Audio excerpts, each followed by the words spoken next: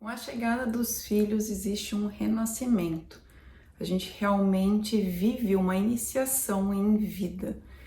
É uma experiência tão transformadora que muitas vezes a gente não consegue nem pôr em palavras o que é a maternidade, o que é criar um filho.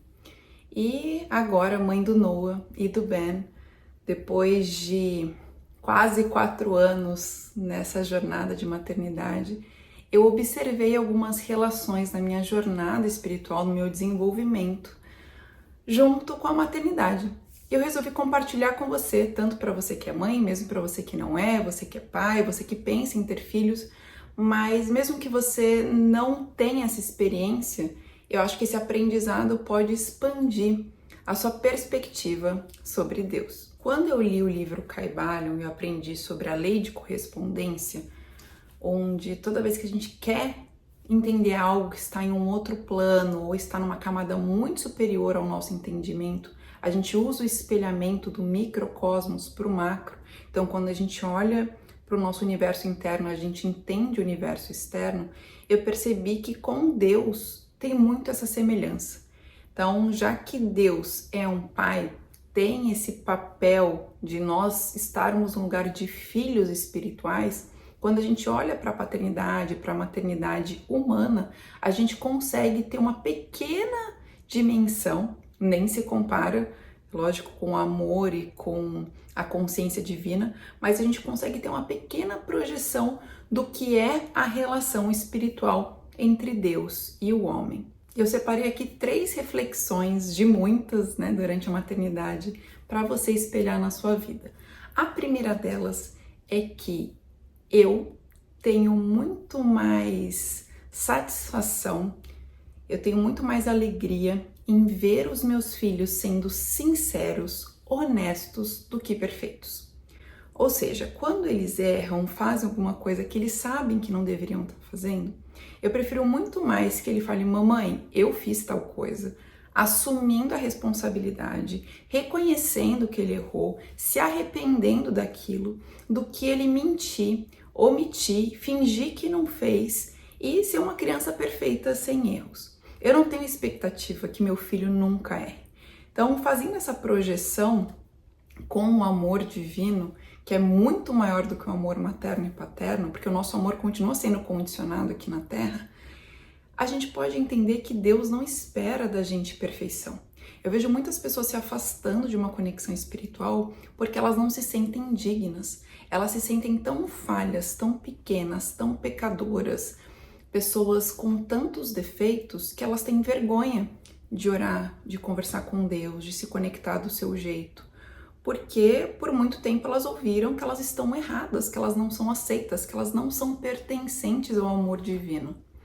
Mas se você for olhar o próprio Jesus Cristo, o maior mestre da humanidade, ele mesmo andava e convivia com os pecadores. Ele não veio aqui para exaltar aqueles iluminados, aqueles que eram perfeitos na conduta, mas sim aqueles que estavam perdidos, mas sim para ajudar aqueles que estavam em desespero e desamparo espiritual.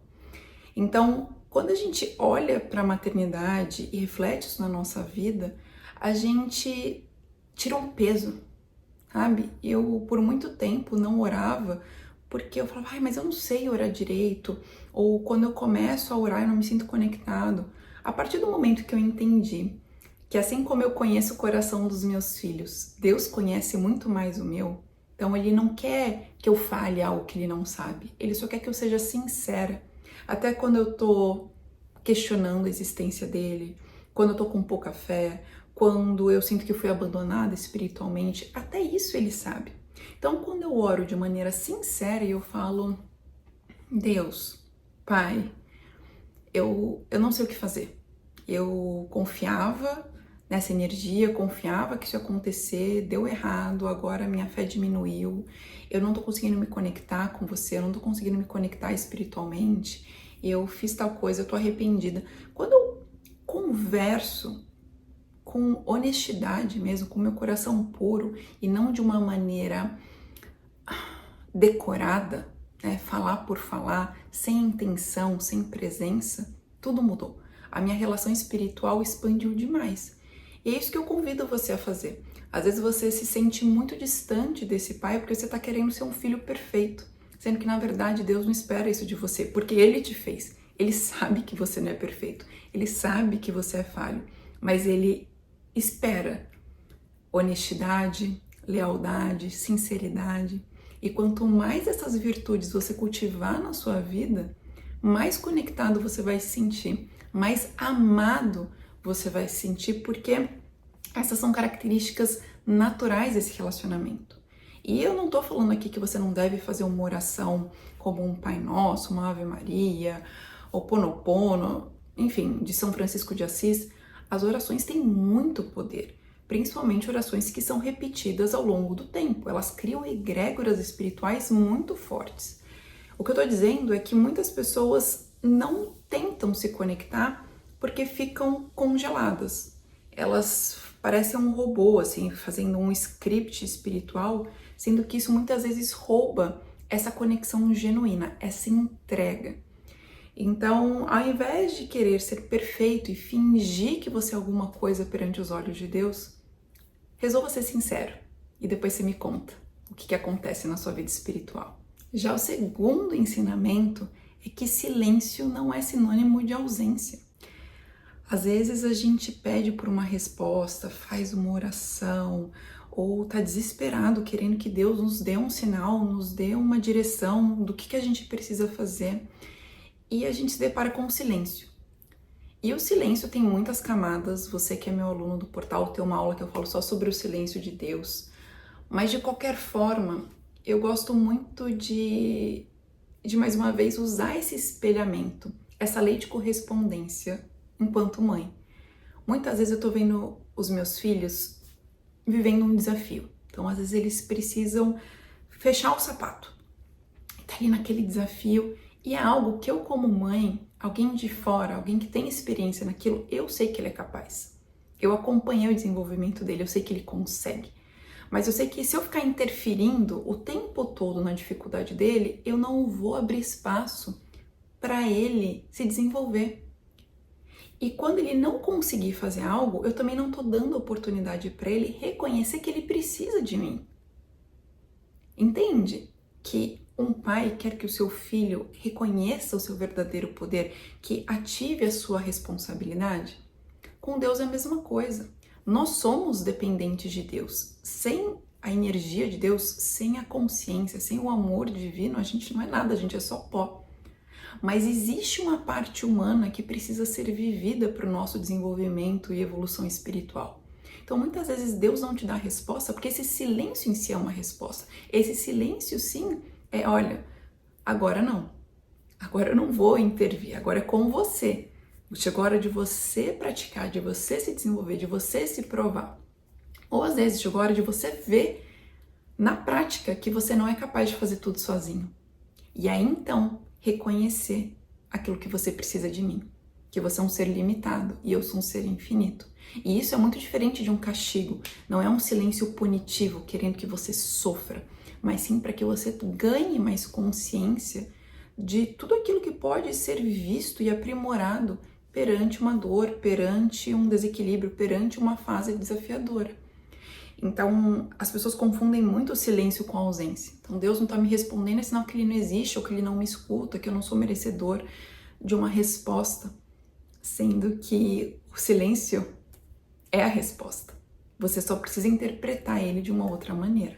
E o terceiro ensinamento que eu tive com a maternidade, que me aproximou de Deus, é justamente o amor que eu sinto pelos meus filhos, por eles simplesmente serem meus. Eles não precisam fazer nada, eles não precisam ter uma conduta específica para que eu os ame. Então, o amor que eu sinto por eles, mesmo quando eles estão num dia de birra, um dia difícil, de desobediência, mesmo assim o meu amor não cessa. E essa é uma coisa que eu, como mãe, sempre reafirmo para eles. Eu falo pro meu filho, Noah, Ben, eu te amo por quem você é, pela sua identidade, pela sua essência. E não pelas coisas que você faz para me agradar. E eu vejo que muitas pessoas se perdem nessa expectativa que Deus tem delas. E eu não tô falando que você pode fazer qualquer coisa que Deus vai te amar de qualquer jeito, você pode fazer o mal, você pode ser uma pessoa ruim. O que eu quero dizer é que você nunca vai perder esse amor, porque é um amor incondicional. O que significa incondicional? Sem condições. Não importa a condição que você esteja, eu vou sempre te amar. Não significa que eu vou te apoiar nas suas ações. Não significa que você vai colher coisas boas perante ações ruins. O que significa é que eu sempre estarei aqui quando você se arrepender e quando você retornar para mim. E isso me trouxe uma paz, porque o amor de Cristo, o amor de Deus, ele é um amor não merecido. Não tem nada que você possa fazer ou comprar ou, enfim, pressionar para você ganhar, porque isso é graça. A graça divina, ela simplesmente é dada. E da mesma forma que eu simplesmente amo os meus filhos, eu não sinto isso, não sinto na mesma proporção por outras crianças. Ou seja, você é filho de Deus. Você está abaixo desse guarda-sol, vamos dizer assim, né, de amor, dessa capa divina. Então, o filho que se afasta do seu pai, que nega o seu pai, que tem sentimentos ruins por ele, vai se afastar. E quanto mais distante, menos a gente percebe que ele realmente existe e que ele realmente está ali para nós. Mas isso não significa que ele deixa de nos amar. E esse amor, a gente tenta traduzir com amor humano, mas eu acho que nem a palavra amor é capaz de realmente traduzir aquilo que Deus sente, porque não é uma sensação humana, né? São leis espirituais. Deus se comporta numa categoria muito superior, né? Ilimitada, eterna. E nós somos seres limitados, fragmentados. Então, quando a gente tenta dar nome às potências, às características de Deus, a gente falha, né? A gente chega numa proporção. A gente vai falar de justiça, a gente pensa na justiça humana, mas a justiça divina, ela é impecável, ela é perfeita. E por nós sermos imperfeitos, a gente não consegue ter dimensão, decodificar com a nossa mente 100%. Por isso que a prática da fé, dessa confiança no invisível, das práticas espirituais contínuas são tão importantes para que a gente tenha mais clareza.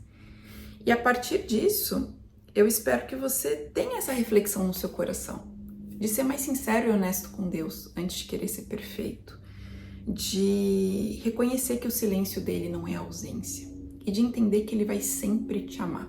Isso não te dá a bandeira branca para fazer o que você quiser, quando quiser, mas te lembra que por tudo aquilo que você fez, você ainda pode retornar para o seu Pai Celestial, você ainda pode retornar para Deus e recomeçar, renascer.